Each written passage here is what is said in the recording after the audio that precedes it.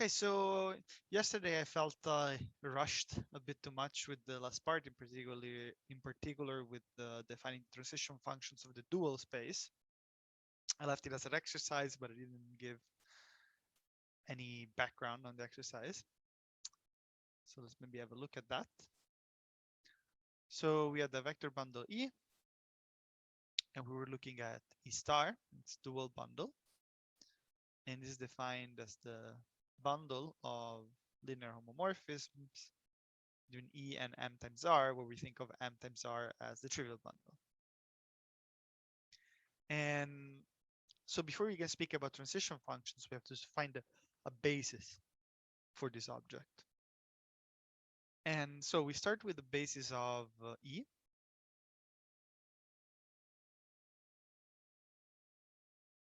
Which is just the anti-image of the standard basis under realization.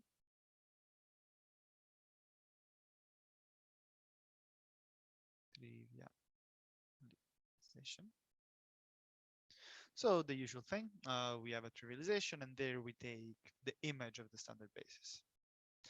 And since we want to talk about the dual space, you know that every time we have a base, we can take its dual basis.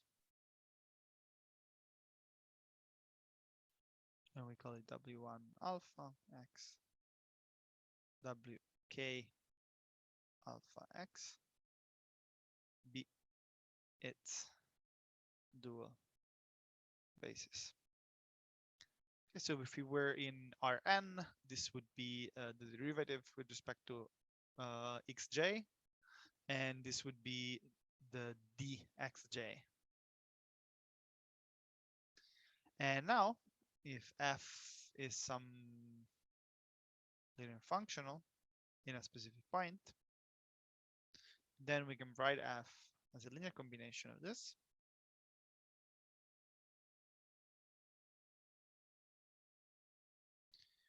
And our trivialization for E star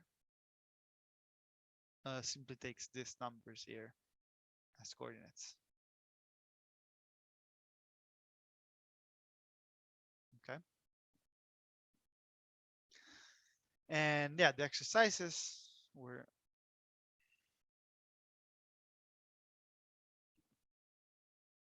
there was a second one which is about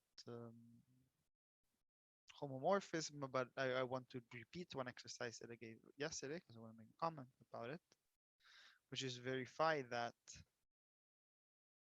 the transition functions for E star are simply the inverse transpose of the transition functions for E. And the comment I want to make here is, if you recall, again, just from yesterday, that for HOM, so if we had HOM EF, the transition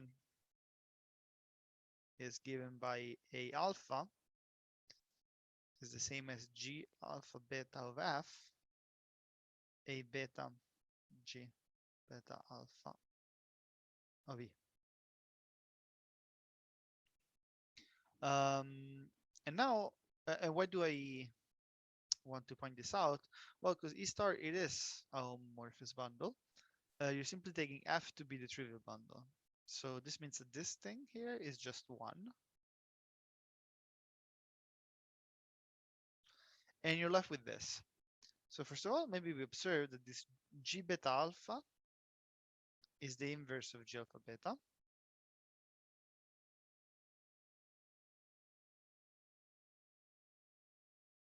This is given by the Kosaeva conditions, because we know that G alpha beta times G beta alpha is the identity. So they're simply the inverse. And now it seems that, and okay, and so red means that we're taking F equal M times R. And now it feels that this is wrong, because you have like A alpha is A beta times G alpha beta E inverse. So where's this transpose coming from? And the idea is that this was a matrix, but now you can think of it as a row vector. it's a 1 times k row vector when we do these multiplications. But when we talk about bundles, the action, when we talk about the vector bundles in particular, the action needs to be an action on the left, and the multiplication needs to be the standard multiplication of a matrix times a column vector. So in some sense, this is not in the shape that we like it, that we want it to be, because these are row vectors. This must be column vectors. So simply transpose everything.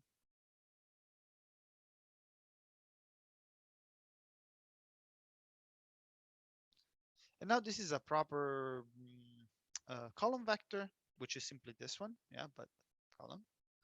And the action now is on the left. And okay, this solves the exercise, yeah? Because you see that to go from alpha to beta, you have to apply this thing.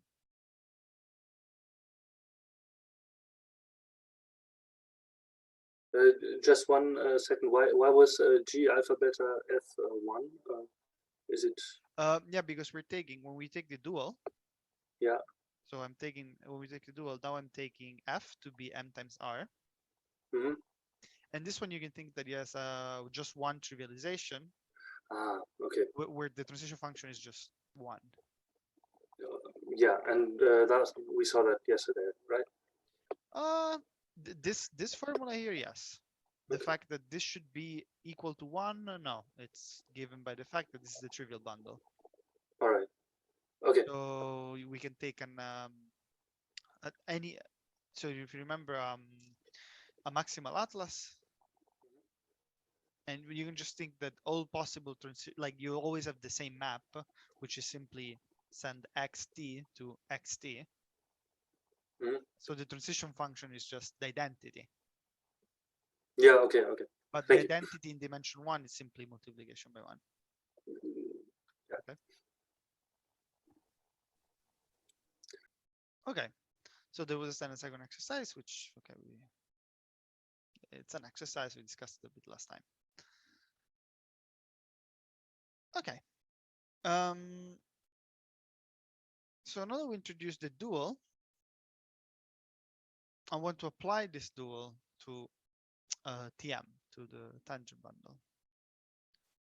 And we will see that this is basically the differential. So sections of the cotangent bundle are differentials. So what do I mean by that?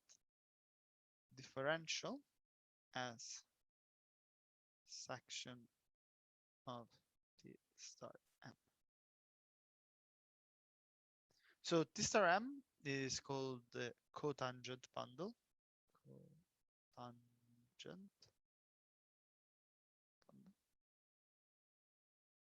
bundle. Here's the dual of the tangent bundle.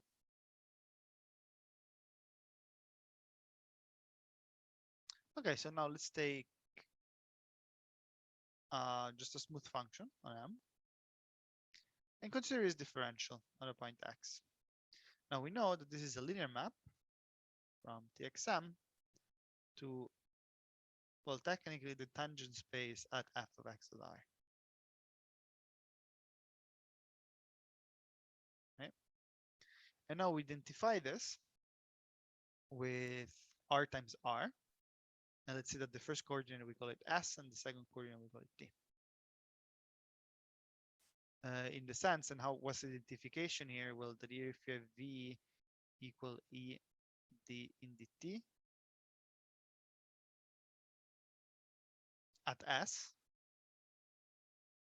then this is the same as s comma a. Okay, this is of course a basis at every point. So this let's call it restrict s, just means it's the derivation evaluated at s. So it's really an element of the tangent space TSR. So the first term is just a projection, and the second term is just a coordinate A. Okay. So one thing we can do now is write dfx of v So we have a V in here in TXM. Well, this is going to be f of x, because we're here. So using this identification. And here we have some ax of v, where this ax is a linear map. Okay, with ax. And now this is from txm to just r, and we think like the second coordinate. That's why I'm writing rt. Linear. But any map from txm to r linear, it's simply an element of T star m. So we can think the map m to T star m sends x to the pair x, comma, the linear map ax. So locally, of course, because this is not really a product, it's just locally. This is a section of T star m. Actually, sorry, I should be more precise. This is a lie. This should be just ax. Because it's the set of all possible linear maps, and ax is a linear map from txm to r. So this is simply a section. And the standard thing to do is to call this section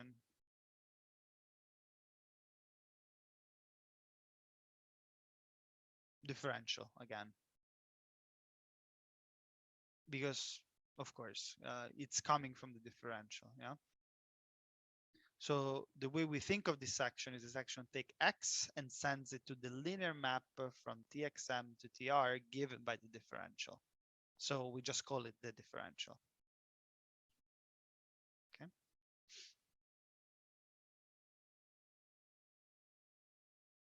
So let's see what this looks in a local chart. Given a local chart, u x1 xn. So this would be our phi alpha, yeah? But I'm just expressing it in coordinates. Because we did see when we did the tangent bundle, that this gives us a basis of derivations over u. Yeah, so we have some local chart, and we can bring the standard derivations from Rn to Tm, and we gave it this name. This is a local basis for T and U. Yeah, at every point, this is a basis for Tmx. Now we take the dual basis, and we give it what is the usual name, which is dx1 dxn containing this star m u be its dual basis. Now this is a basis of T star u, and this df is a section of T star u. So this means that df restricted to u can be written as a linear combination.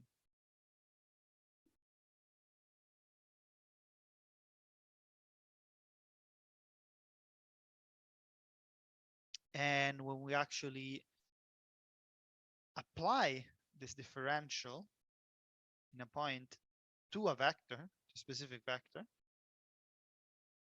then what we get is x comma v of f, remembering that v as an element of the tangent space is also a derivation, so it acts on functions as a derivation. Okay. And yeah, you can see this by saying, simply applying this formula here.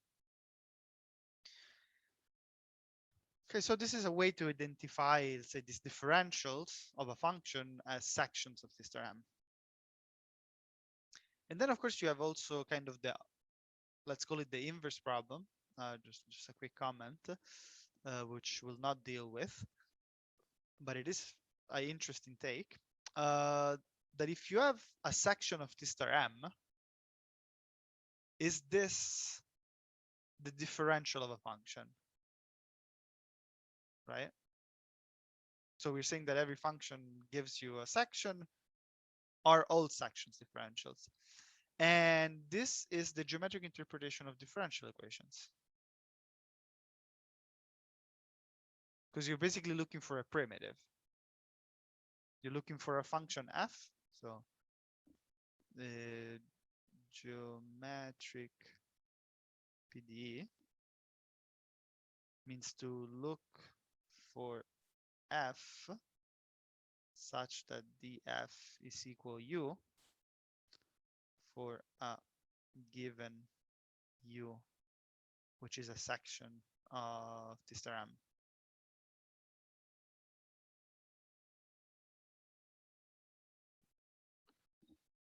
So you can think of first order differential equations in this way.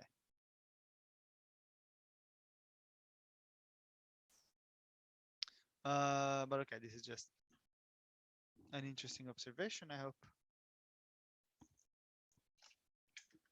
And so the differentials that we had here, this dx1, dxn, the way we define them are just symbols. In the sense they're just the dual, it's a name we give to the dual basis of the standard basis. Correct? So observation. So the elements dxj, so s altogether, are precisely the differentials of the function xj. So here is just a symbol we call dxj. And here I'm thinking the differential of the function xj. And what I mean by the function xj is just the coordinate function. So from u to r is the jth component of the trivialization.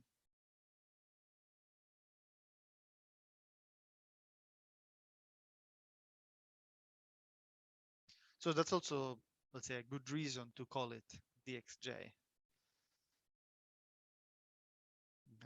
So if you think of this as a function, you take its differential. This is a linear map.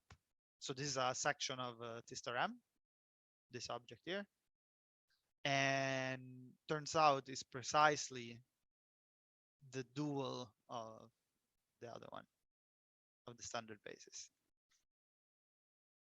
So it's sometimes it's a good name, this dxj.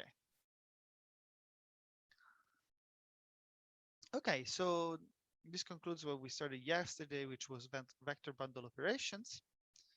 And now we'll still work, of course, with, in some sense, with bundle operations, but more so the relationship between them. So we'll start a new chapter. So, which is the chapter about pullbacks, sub, and quotient bundles. Quotient bundles. So pullback bundles, sub bundles, and quotient bundles. So sub bundles, I think it's easy to imagine what it is, and also quotient bundles. So we will actually start with pullback bundles. So we take two manifolds and a map within them.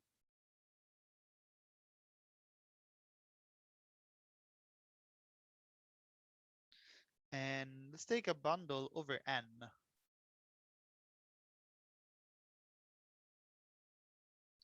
With fiber F and structure group G.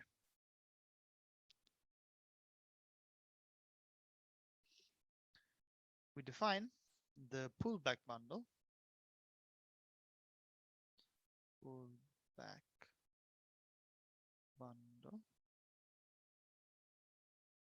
which we call F star of E, with fiber F and structure group G. as the set. So we take ME in M times E. So this is a bundle over M. And it's a sub-bundle, say, of this product. I mean, a subset of this product. Such that f of M is precisely pi of E. So let's try to draw a little picture. So we have M, N, and E. So I think it makes sense to call it pull back because you're like pulling this bundle back to put it over M. This is what we're trying to build. And the projection, of course, uses the projection on the first factor. Okay. And what does it mean that you're asking that f of M is the same as phi of E? Well, you're asking that basically the fibers of these new projections, it's like going here. So you take a point M in here, you go to f of M, and over this point, so the fiber over this point is precisely the fiber that is over the image of the point. Okay. So for instance, an example, very easy. If we're taking F to be a map from a singleton, so this is a set with one element, into N, then F star of E, it's simply the singleton times E over F of the singleton. Okay, you're basically just taking the fiber over the image of this point.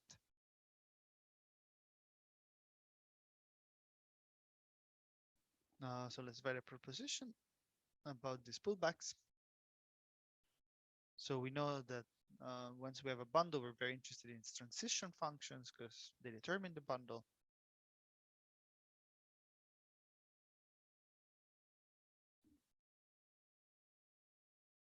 So if we start with transition functions for E, then the transition functions for the pullback are G alpha beta composed F.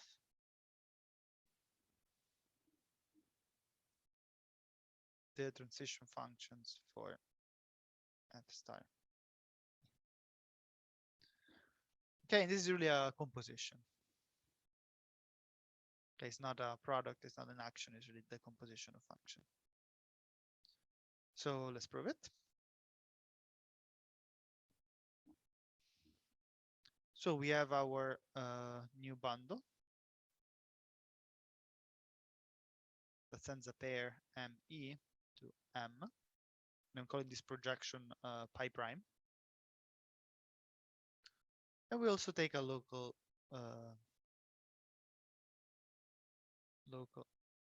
trivialization for E.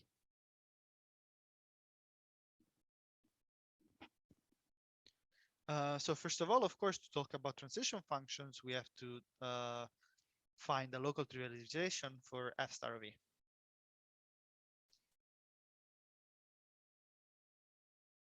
So that's what I'm doing now. This is a psi alpha. Sorry, this is a prime. So what are the good open sets, let's say?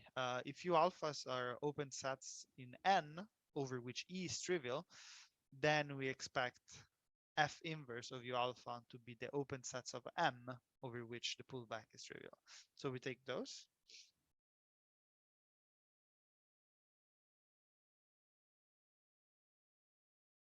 And we send a pair ME to M comma projection on the second coordinate of phi alpha V.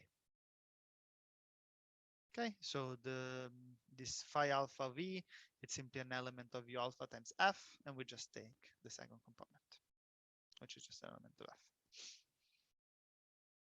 So these are clear trivializations for F star of E, so for the pullback of E. And what we have to do, as usual, is compute the transition functions. So let's start from here.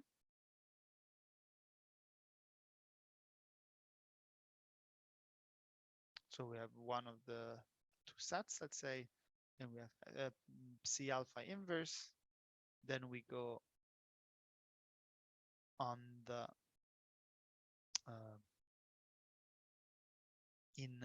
the pullback, and then again we apply C beta. Phi inverse of the alpha intersected beta. Here I've wrote phi alpha F inverse of U alpha intersected F inverse of U beta. Here I wrote F inverse of U alpha intersected U beta. These are the same thing. It doesn't matter. Okay, and let's just do it step by step. Well, here we start with M.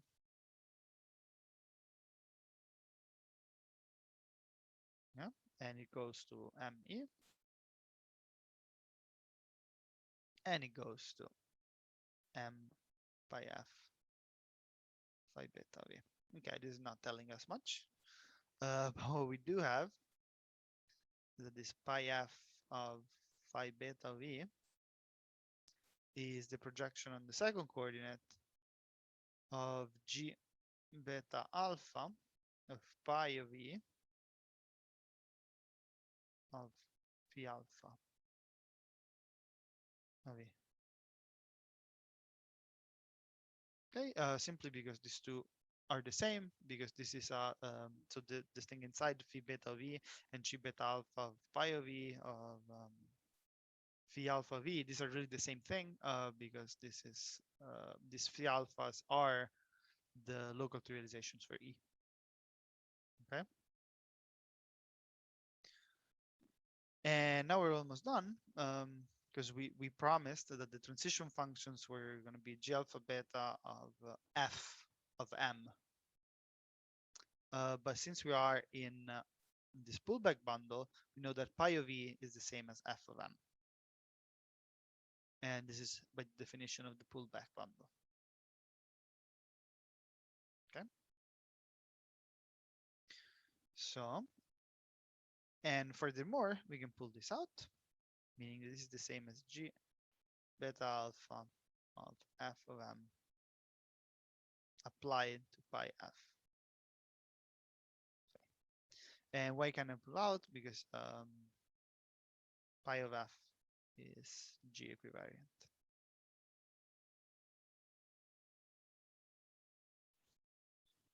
Yeah, simply pi of F is just a projectional coordinate, so it doesn't matter if we apply it inside or outside.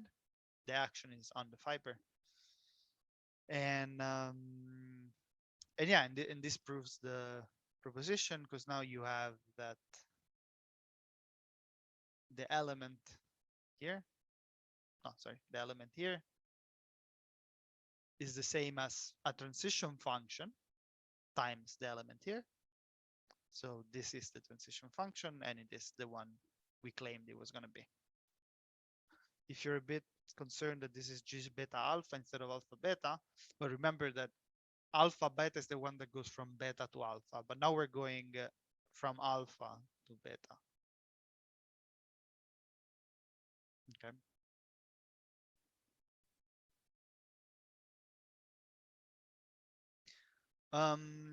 Another example, which is a bit more general than what we did before. So before we said, okay, if you have a point, you simply have the thing above it. But if you have, let's say, a submanifold,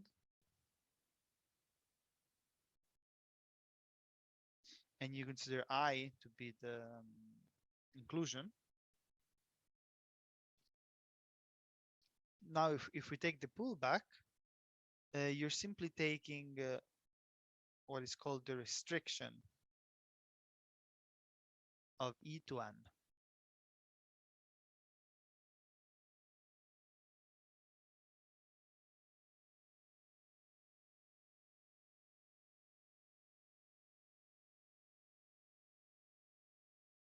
Because if you just look at the back at the definition of the pullback bundle, basically all you're saying is, hey, let's just take the fibers over N and ignore everything else.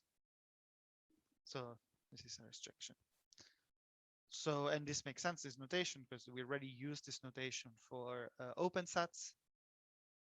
And now we can also use it for submanifolds, so for things which are locally closed.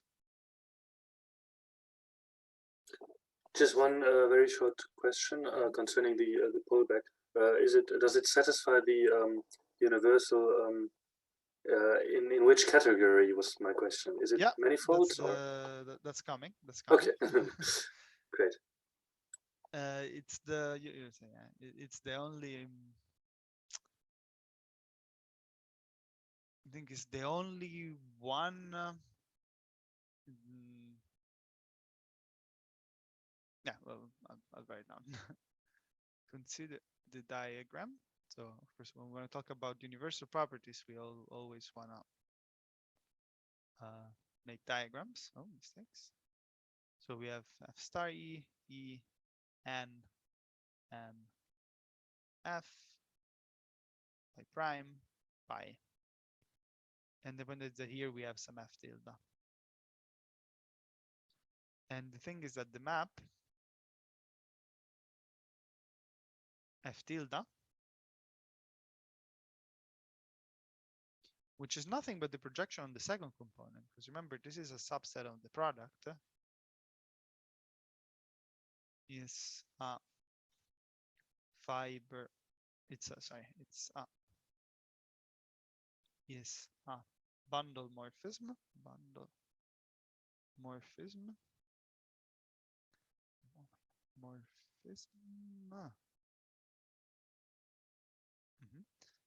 which makes the diagram commute.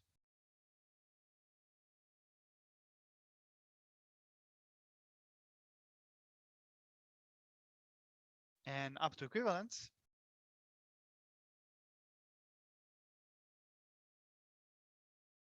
F star E is the only such bundle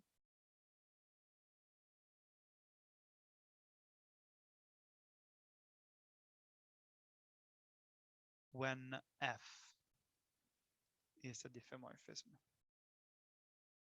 So if F is a diffeomorphism and you have a diagram here which commutes, then this must be the pullback of the original bundle. So this is not the, of course, this is not the a universal property yet. The proposition is here.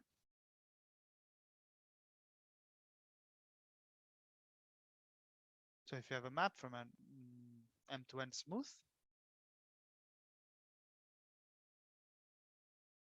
and here you have a bundle with fiber F and group G. And then you have another bundle with projection we call P, not Greek P, just P. Bundle, again with fiber F, with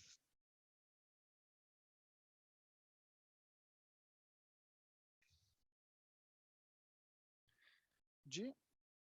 And then we have a bundle equivalence. So remember, when we have a bundle equivalence, we have to talk about pair map.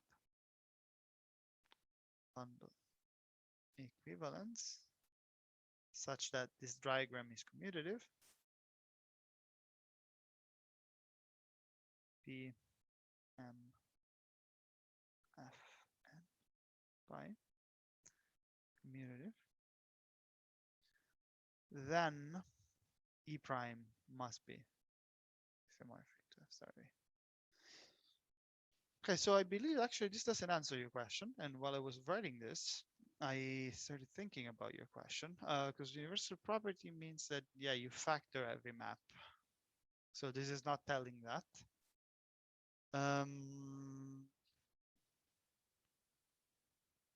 But it's called pullback, so it should have some property, right?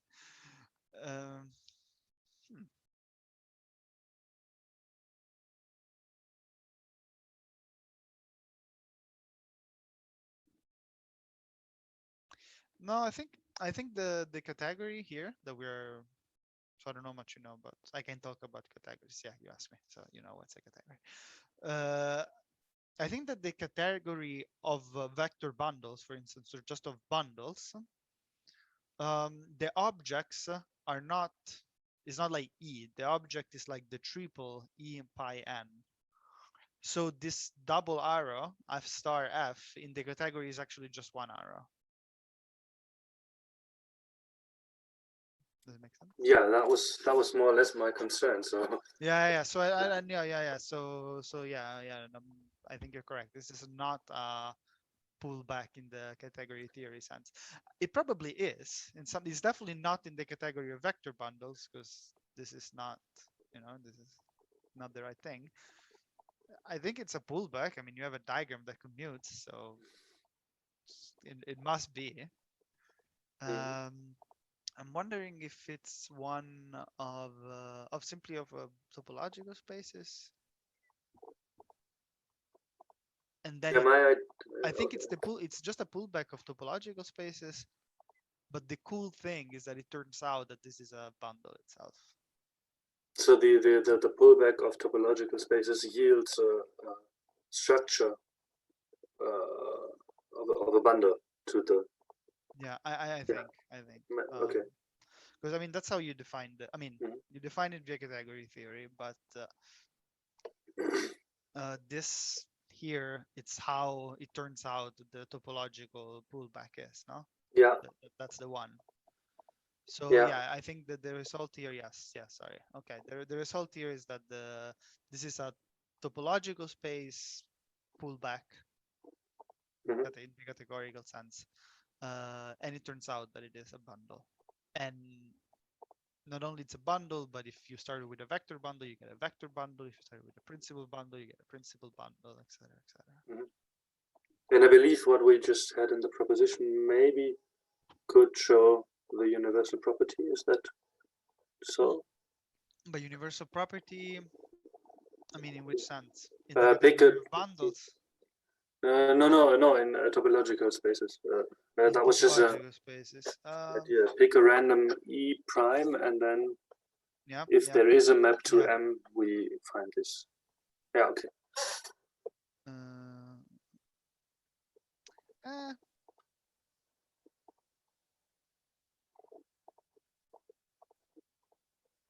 yes. This is usually a consequence of the universal property, no? I mean, if you have universal property, then the object is unique. I will think about that. Yeah, Whatever. me too. Me too. So let's just see the proof of this, because it's actually very easy. So maybe the proof enlightens us. So we just want to define an equivalence now between this abstract E prime and this F star V. So you take an element E tilde and you send it to P of E tilde, comma G of E for E tilde in E prime. Okay, so let's see what this means. So you have an element here, and you said, yeah, we have to send it to an object in F star E. F star E is a subset of M times C, so we just say M and E. And of course, we think we have to check that this is actually an F star E, and it's not just some element of M times E. But this is given to the fact by the fact this is well defined, and well defined is referred to the fact that the image of this is actually here. Since F compose P is pi compose G. This was because the diagram commutes. Okay, so in particular, so because to be in here, you have to verify that F of this is the same as pi of this. So this one. So okay, I don't think this proof enlightens us on our previous question, but yeah, we'll think about it.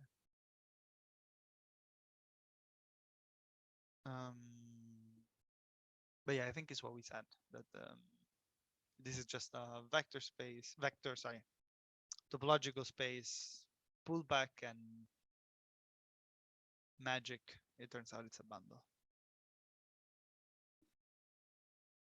Okay, so now let's move to subbundles.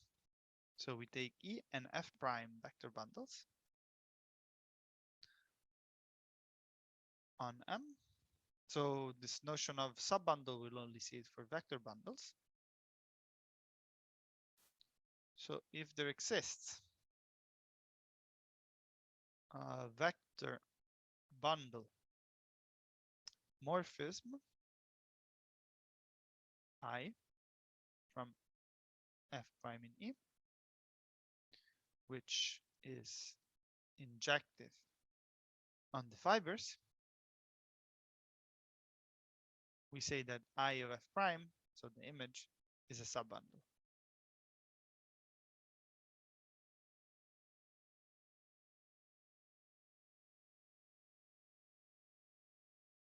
Okay. So basically injective images, bundles, are subbundles. Proposition. This is a big one. So we start with the manifold. We take a vector bundle of some rank.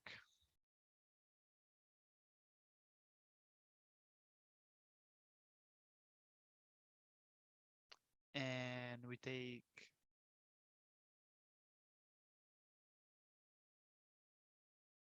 a subbundle. I'll just write it down.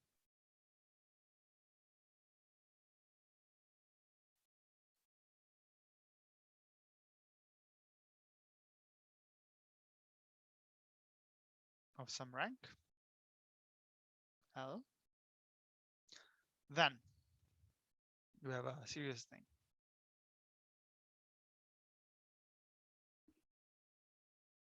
I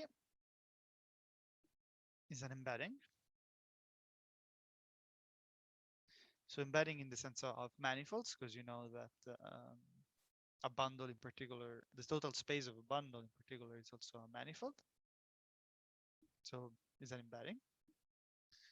And this is a submanifold.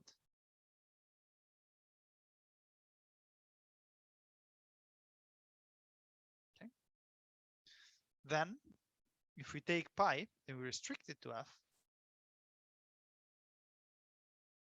from F to M, this is a vector bundle.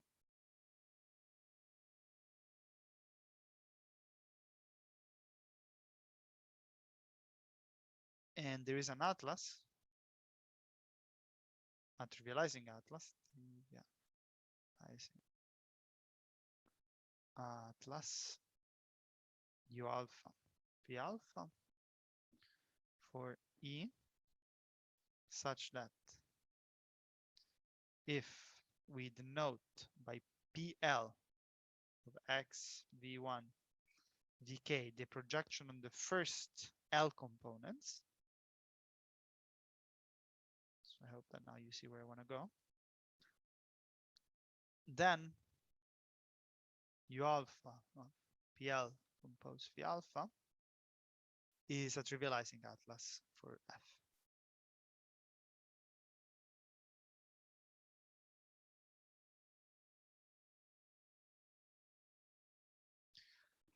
Okay, so the first point, I think, is straightforward. Is just telling us that this immersion, besides being injective on the fibers, it also behaves well in the manifold direction, and therefore it gives us a submanifold.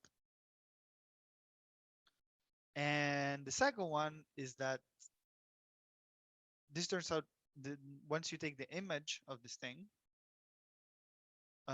this is a vector bundle on its own right. And if you want to find an atlas for it, there is a very nice one, let's say, and there is one which you can inherit from the atlas on E. And this is very similar to what happens with submanifolds, because you know when you have a submanifold, you always have a trivializing atlas of M, so of the big manifold, such that locally the submanifold is the zero set of the last n functions. No? So these are the atlas adapted to a submanifold. Yeah, we saw this, I think, in the first lecture. One of the things we recalled is a consequence of the implicit function theorem. So if you have a submanifold of, let's say, of dimension L, you can kind of do the same thing, but here instead of thinking this as just elements of a vector space, they're really the first L coordinates.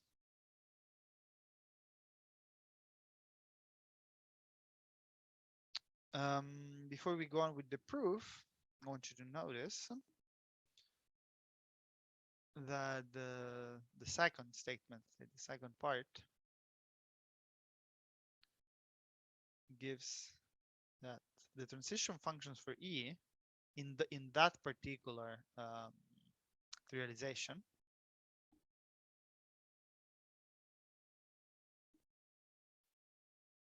are like this. So you have transition functions for F here, something here, 0 here, and something here. So this is a block matrix. So this second part. The second part tells you that if you take this particular trivialization, phi alpha, which has this property, then when you look at the transition functions for E, you get the transition functions for F here and 0 here, and just something here.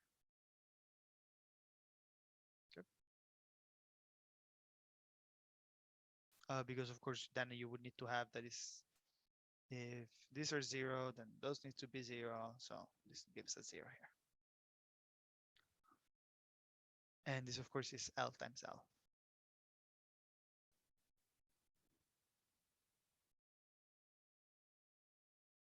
Okay, so let's prove it. We'll begin with proving that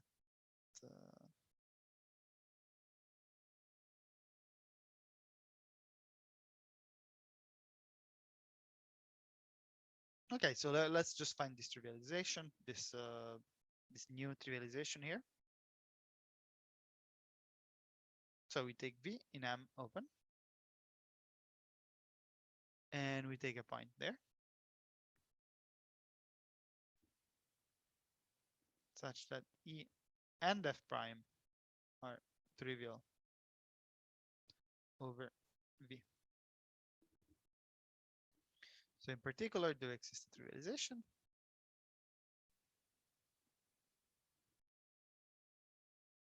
Well, two trivializations, one for E and one for F prime.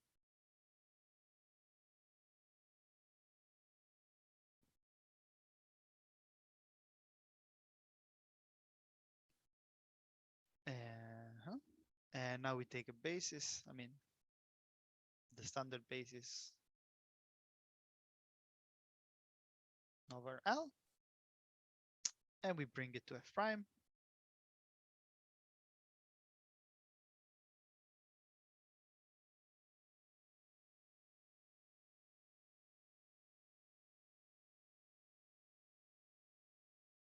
And while for E, we don't take the pullback of the standard basis, but we use this basis.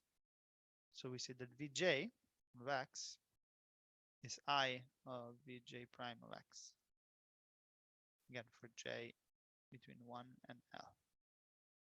So the idea here is, of course, so we have some basis here, and we, using this map I, we import it to the fibers of E. And these are linearly independent because I is injective. Okay, this is not a basis because they're not enough, but it's linearly independent. Okay, so now we can use. So now we are in E, and let's translate this to V times Rk.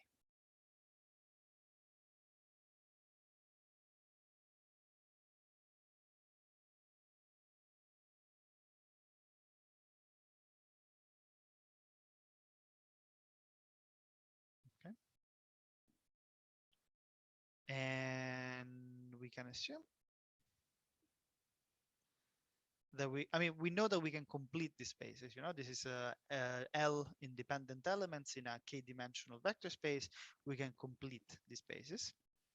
And without loss of generality, we can assume that the completion is made precisely by the next elements of the standard basis, let's say. But this is not to say that you should think that these are the standard elements, the first L elements, no?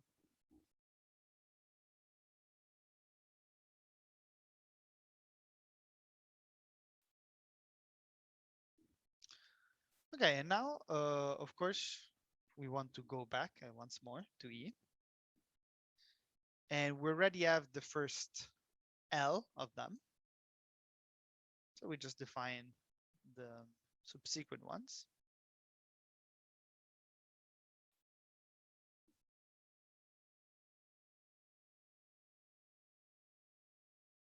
Okay. So now over V, over this open set V, we have a basis of E, of the bundle E, which is given by these VJs, such that the first L of them span precisely F, the bundle F.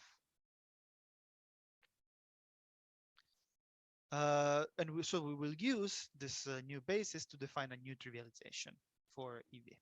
So we had this trivialization, but the point was to find one which was good, which was adapted to F.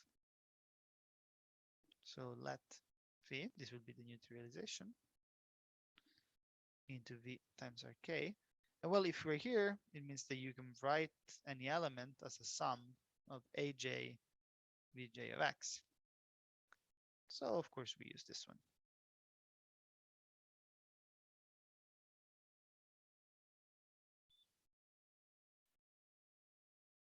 And if you restrict, so this is a trivialization.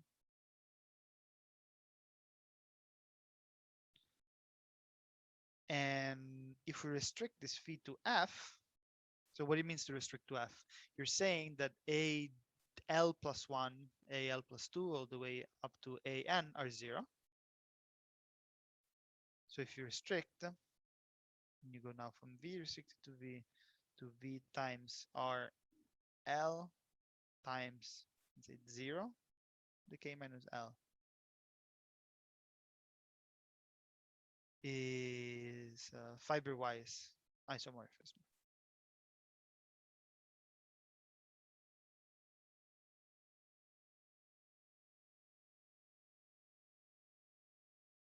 Okay.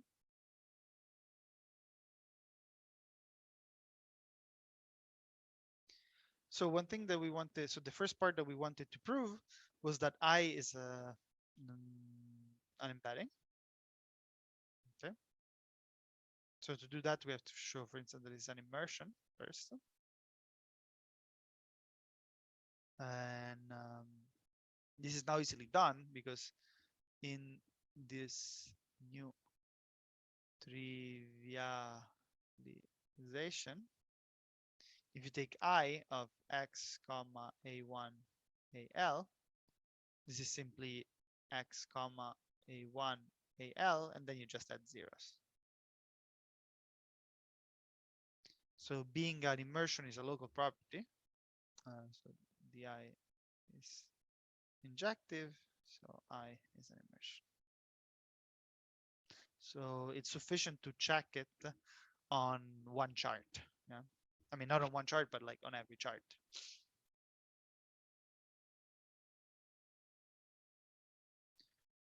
Okay. Now we need to show that F is a manifold, or sorry, a submanifold of E. But this is easily done because now if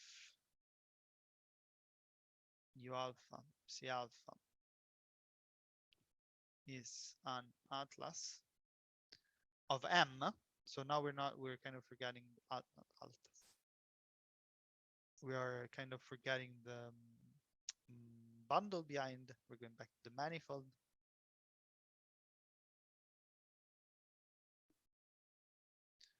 Then we define eta alpha from E restricted to U alpha into phi alpha U alpha times R to the K sends V to phi alpha of P of V pi of V.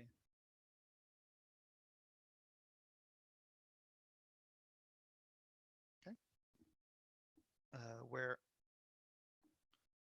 phi alpha V is just pi of V. So this, I mean, it's just a lot of notation, but the point is that how did we prove that a bundle is itself a manifold? Well, you have the local trivializations, which give you something So EU alpha is like U alpha times RK. So RK is nice if you have to show that something is a manifold. U alpha is not, because U alpha in principle is still just a subset of M. But then you can use a local chart on M, which is what we did. And let's say gluing this together, actually summing this together, gives you a chart. So this is now a chart as a manifold chart for E.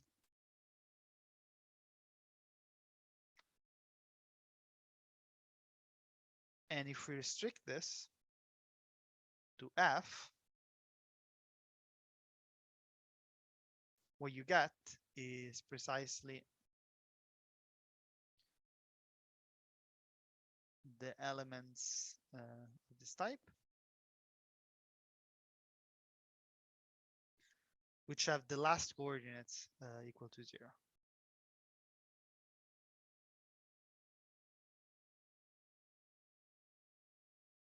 Okay. So this is what we call, in fact, an adapted chart, and it proves that F is a submanifold. There's your locally the 0 of something. And at this point, it's also clear that that if you take the projection, this is a trivializing atlas.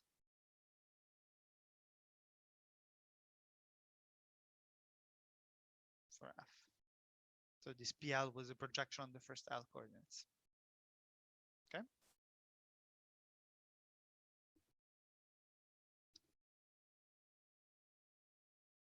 So let's just recap what we did.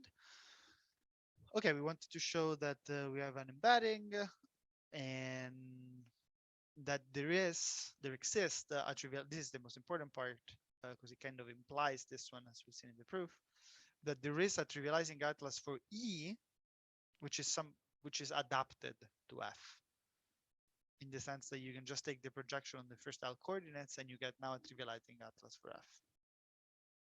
And the way to do this is just take a basis of F, I mean, technically of F prime. So let's take a basis of F prime. Now it becomes a basis of F, and you think F as a subset of E. So you have L independent elements. You complete this to a basis, and then you use this basis. So we already see now having a basis is very similar to having a chart. So you use this basis to define a new chart. And since the first L elements were already spanning F, everything kind of follows easily. Okay. So let's see an example.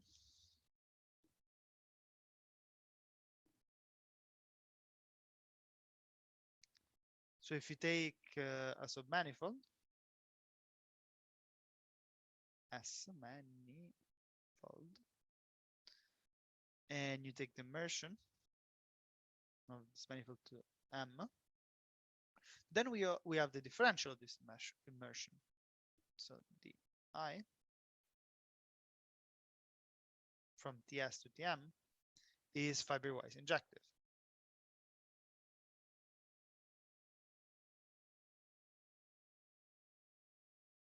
Right? Because this is just immersion. So the image of this, which we still call TS, is a subbundle of TM restricted to S. Subvector bundle. Okay. Is not TS is not a subvector bundle of TM. No? Because the map is not defined everywhere, it's just defined over S. So we have to restrict over S. Okay. And remember what we said is that in this trivialization,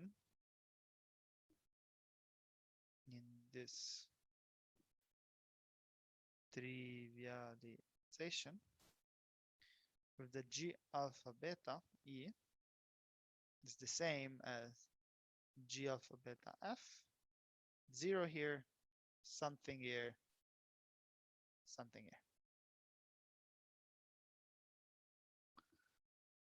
And another reason is a nice thing to observe. So this G alpha beta E satisfy the Kosaiko conditions because they are transition functions for a vector bundle. And if you do this block matrix multiplication, you will see that G alpha beta F also satisfies the Kosaiko conditions, but this is expected because these are transition functions of something. So of course, but it turns out that also H alpha beta satisfies the Kosaiko condition. Okay, so you're like, oh, okay. If I have something which satisfies Kosaiko conditions, there is a bundle there somewhere. What bundle is this?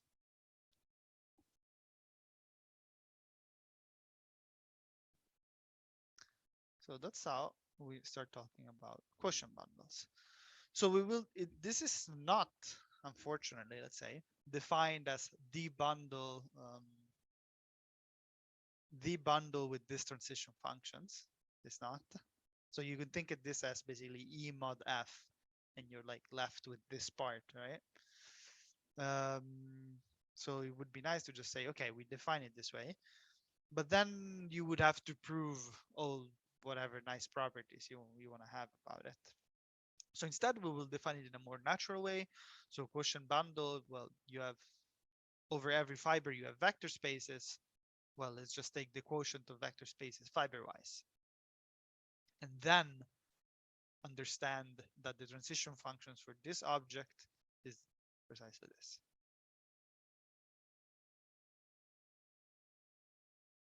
So we have a manifold, we have a vector bundle of rank k. We take a subbundle of rank L, and we say just the two elements, E and E prime, are equivalent if and only if they belong to the same fiber. So pi of E is the same as pi of E prime. And their difference, you can take the difference because these are vector spaces fiber-wise, is in Fx. Okay. So this is an equivalent relation. It is an equivalence relation. Denote the classes, the equivalence classes, classes by E mod F, the set of equivalence classes, sorry. The set of equivalence classes. And proposition, turns out this is a vector bundle over M, of course, such that Rho from E to E mod F, this is just the projection, so you take E and you send it to its equivalence class. I write the equivalence class of E as brackets, square brackets of E, is a morphism. Morphism meaning vector bundle morphism. And the fiber over a point is diffeomorphic to the quotient of the fibers. Furthermore, if you have another bundle,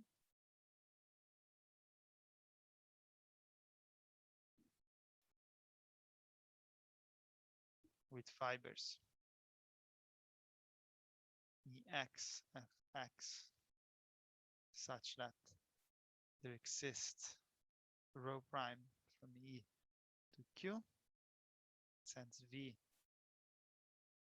to the equivalence class of V. But now this you need to think, the fibers are Ex mod Fx, so this is the equivalence classes in the fiber.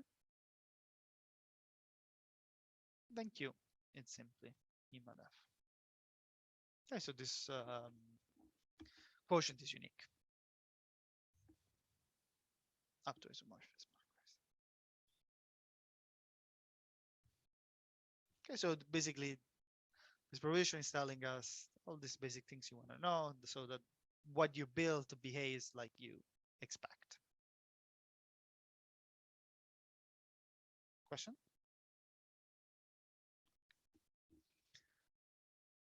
Okay, so let's prove it. We have P prime from EF to M, which sends an equivalence class to just pi of E. Okay. This is well defined because all representatives here belong to the same fiber. Now we take a trivializing atlas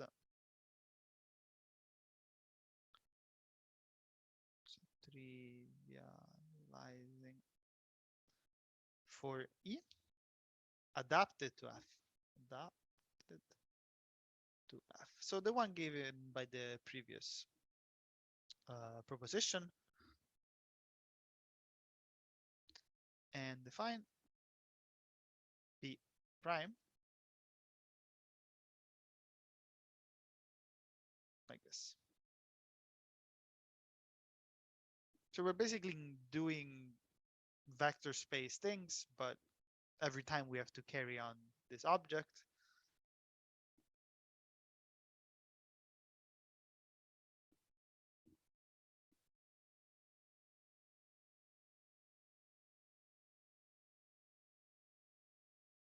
So we're simply projecting on the last k minus l coordinates, which is basically what we expect from the quotient. Huh? When you do, I mean, fiber-wise, what you're doing is RK modulus RL. And when you use this particular trivializations, the RL you're quotienting out is the first L coordinates. So this is what you should be left with.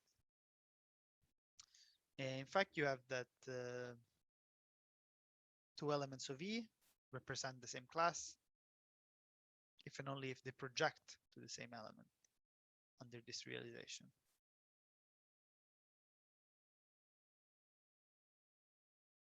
No? So this psi alpha that I'm going to define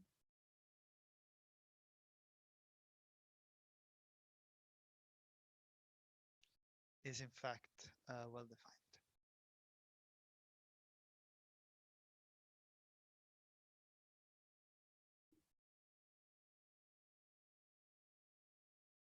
Not only well defined, but also bijective. Bijective. And so this is a good candidate for trivialization. And on E mod F, we didn't give a topology yet. So we put the topology that makes this homomorphisms.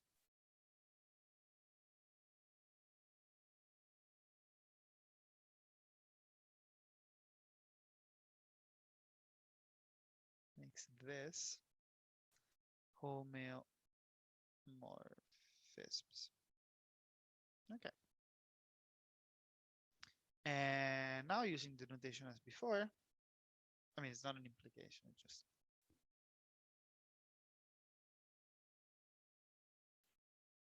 we have that if you compute this, which is what we're going to do because we want to know transition functions, this precisely x comma h alpha beta x v, where h is the one that we saw from here. Yeah. And why is this the case? Well, because when you apply this, let's say, where is it?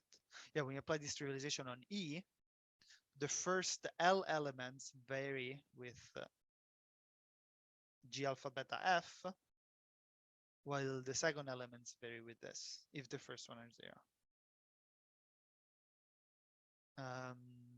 And since here we're really looking only at the second part of the vector, you're left precisely with this.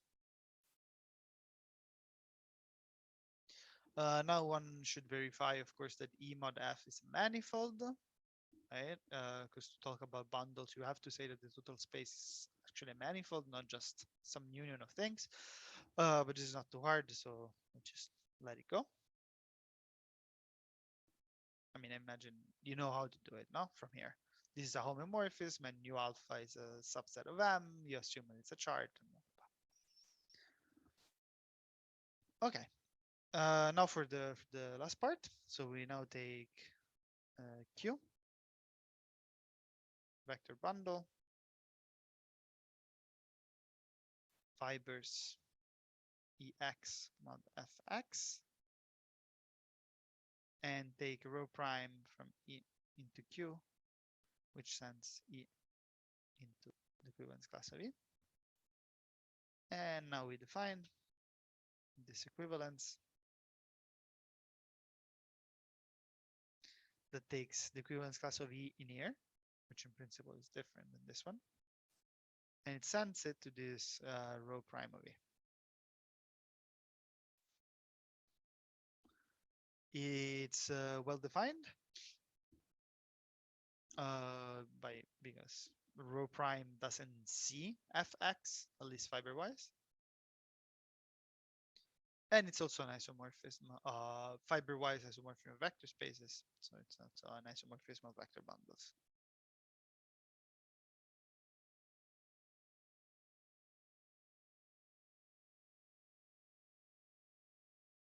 And let's just give a name to this thing.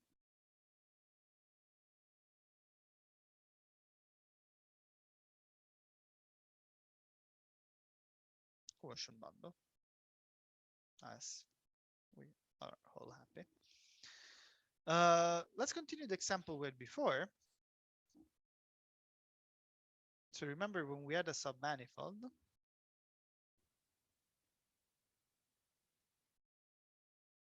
and where the TS is contained in TMS is a submanifold, subbundle.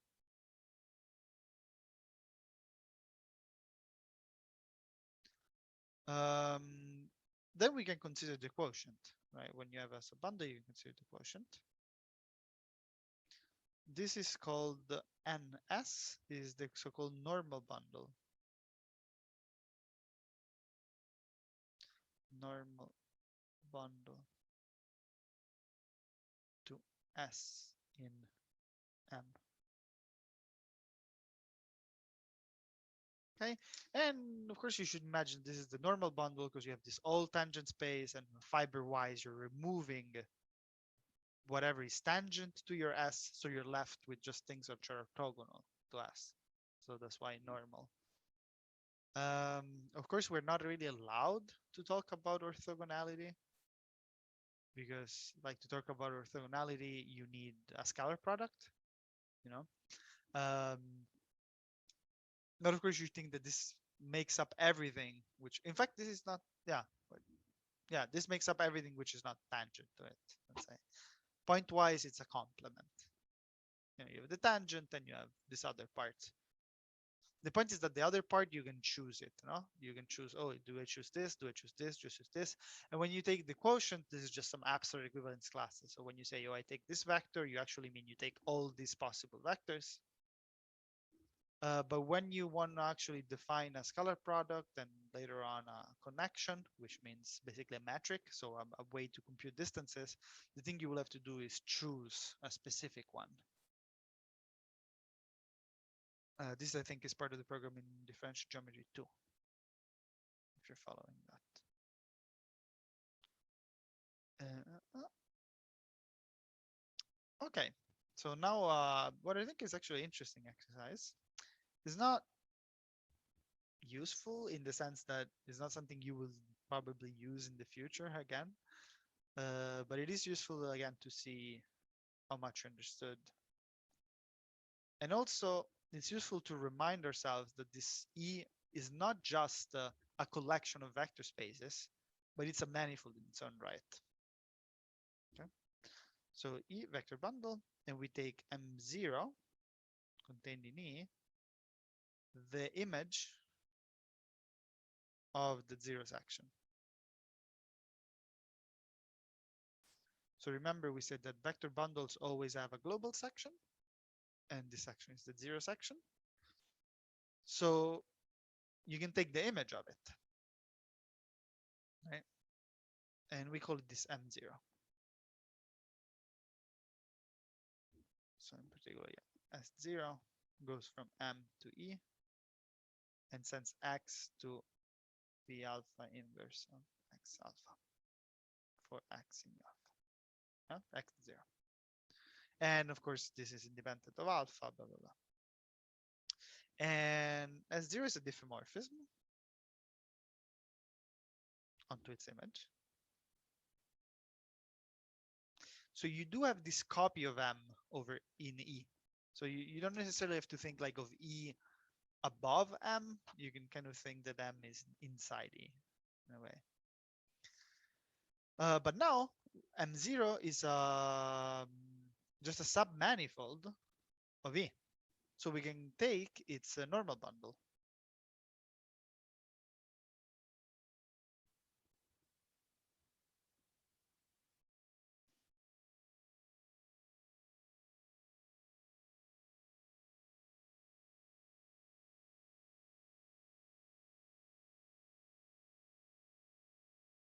In E. Yeah. It's a submanifold. Every time you have a submanifold, you can take the normal bundle. And what you have to prove is now, so this is a bundle over M0, correct? So we can take the pullback with the section S0 of this normal bundle. Okay. And turns out this is equivalent as a vector bundle to E itself. Okay. So what's the picture here? We have M into M0, and this is S0, right? Here we have N M0, the normal bundle. And what we're saying is just take the pullback. So here you can either take the pullback or put E. And which one is correct? So, and if you remember from the previous proposition, we say that the pullback is the only bundle such that when this is a diffeomorphism, which it is, the diagram commutes. Right? So you have to show that this E, when you put E here, they'll diagram commutes. If you want to use that proposition. Otherwise, there is always many other ways. You can try to actually find the transition functions. Depends how much you like matrix, how comfortable you are with matrix multiplication. Yeah, but the proposition gives us that if I show that for E this commutes and the maps exist, then I'm done. Or... Yeah, we had this. It was somewhere here. We did. Mm-hmm. Yeah, there it is. So if you have. Oh yeah. Yeah. So if this bundle commutes and the bottom arrow is a diffeomorphism. Mm-hmm. Where is it? Oh yeah, bundle equivalence. Yeah. Then this is true.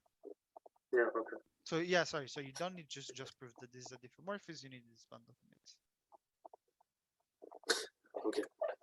Yeah, sorry. This is a bundle equivalence. Sorry. Okay. So just one more question. If you go to the end, yeah. I was struggling to understand what and M0 was exactly supposed to be. M0 is now the vector bundle over M with just M0? zeros. Yeah. No, or what? M0 is just so forget that E is a vector bundle. Yeah. Think of it that E is a manifold. Mm-hmm. And M0 is a submanifold of E. Okay. Right? Mm-hmm. It's just the image of this function, which forget that S0 is a section of a bundle. Just think it's a function. All right. It's an injective function, it's an immersion, it's an embedding from M into E. Mm-hmm. So M0 is the image of this embedding. So in particular, it's a submanifold. Does that make sense? Yeah, I have to think. That's the trick, right? You're going to have to remember that all these objects, besides being vector bundles, so kind of collections of vector spaces, they're also manifolds in their own right. Mm-hmm. But maybe I can try to draw it a bit. So normally, let's say we think about it this way. You have your M and you have your E. And normally we think about it this way. Mm-hmm. I would say, no? Kind of thing. You have your M and over every point you have some fiber. But the other way, so when we do this, when we do this M0 thing, you have your E and your M0 is here. Yeah. But the point is that this M and M0 are diffeomorphic. Mm-hmm. And just think that this is a map S0. It's just a map. Don't think that it's a section. It's just a map. Okay. And every time you have a submanifold, so this is now a submanifold, you can consider the normal bundle. Yes. So my question was more or less, what would be TM or TS? Is it just TE restricted to M0 divided by TM0, or what? What's the quotient? Yeah. So this would be TE restricted to Okay. M0 Okay. divided by M0. Yeah. And Which now already kind of, if you look at this drawing, it kind of already gives you an idea that this should be the right thing, right? Because you have like, okay, if you take the tangent space to E here in a point, you have like the fiber direction and you have the M0 direction. But then you quotient out the M0 direction. And then so we you're have only left with the E direction, and then you pull it back, and okay, you get E. The picture is okay. No, okay, thanks. Of course. But yeah, also maybe one careful about this, let's say, when you draw like this, you're always thinking that you're in a local chart because you're really making things look like a product. Yeah. I mean, just you can get good intuition from drawings, but be careful because when you're doing this, you're always assuming that you're in a chart. And the whole thing about vector bundles is that these charts can glue very weirdly. So, the intuition might fail in that regard.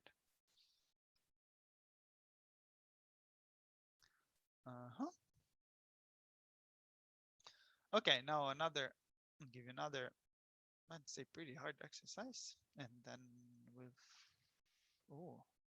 okay, yeah, and then we're done for today. Go. So, exercise. I'm orientable.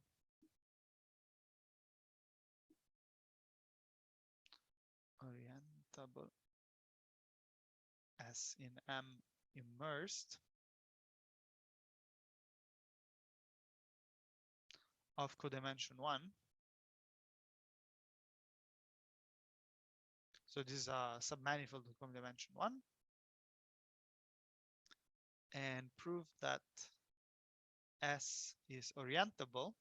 So S is a submanifold orientable. So it's a submanifold, so in particular is a manifold. So I'm asking that is orientable if and only if its normal bundle in M is trivial. So this is very similar to the Gauss map thing. I don't know if you ever heard of the Gauss map, like you have a surface and you have the normal, right? And this is the so-called Gauss map, this normal map. But this only exists if the manifold is orientable. No? Never heard of this. Okay. Yeah, doesn't matter. You can use so you can use a result. So use that, something we never stated. Use that rank 1 bundle is trivial if and only if there exist transition functions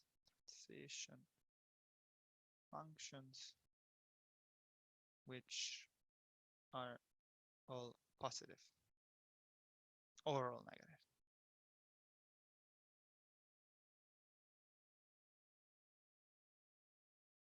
Okay. And maybe, I mean, not don't prove it, but maybe think of why this thing you can use could be true. Okay, so that's it for today.